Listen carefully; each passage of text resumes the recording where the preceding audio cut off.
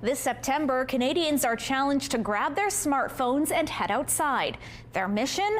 Take a digital inventory of Canada's wildlife species and reconnect with nature in the process.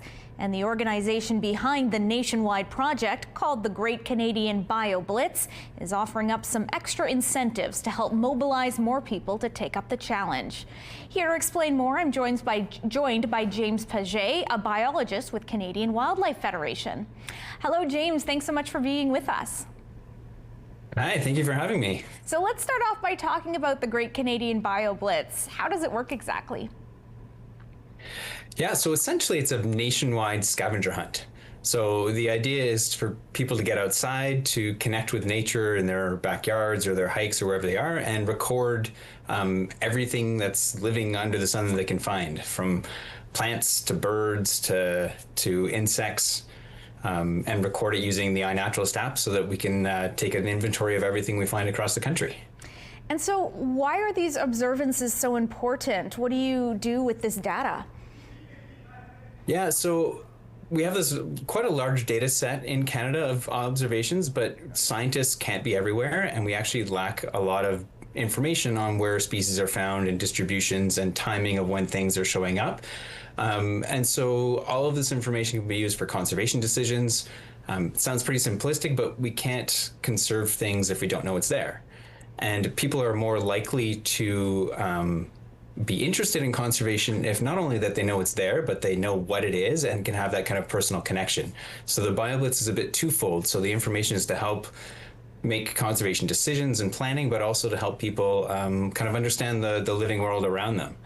And you never know what you might find. We keep finding new species that have never been recorded in Canada before, that people have recorded using iNaturalist. We have an example of a tiger beetle that was recently found, hadn't been observed in Canada since the 1950s, and experts thought it was completely gone from Canada, but it's turned up again in iNaturalist. That's pretty neat. And correct me if I'm wrong, last year was the inaugural Bioblitz? Correct. Okay. Yeah. So last year we started it. This year we're looking to make it bigger and better and engage more people as we can. Well, I'm curious, how did it go last year? Did many folks take up the challenge? They did, actually. It surprised me. I was thinking we would have, some uptake, but we didn't have a huge amount of lead time before because it was our first year. But we had more than 40,000 observations were recorded during it was only a 4-day Bioblitz that time. This year we're actually expanding it to a week, so it's going to be September 21st to 28th. And that accounted for last year accounted for almost half of all the observations that we had on iNaturalist were recorded as part of the Great Canadian Bioblitz. That sounds like a great success, but you're not resting on your laurels. As you mentioned, you're trying to get some more folks involved, and to do that, you're offering up some grants. Tell me about what's exactly available and who's eligible. Yeah, so exactly that. We're looking to encourage people to take part on their own, but also we're offering a couple of grant streams. One is for people and organizers who want to actually organize a Bioblitz, which is a Bioblitz is basically, we have the nationwide one we're talking about, but a local one is getting people together to inventory a local area in a set period of time. So anybody that wants to organize one of these can apply for a Bioblitz grant, but we're also having a separate one that we're looking at specific species inventory.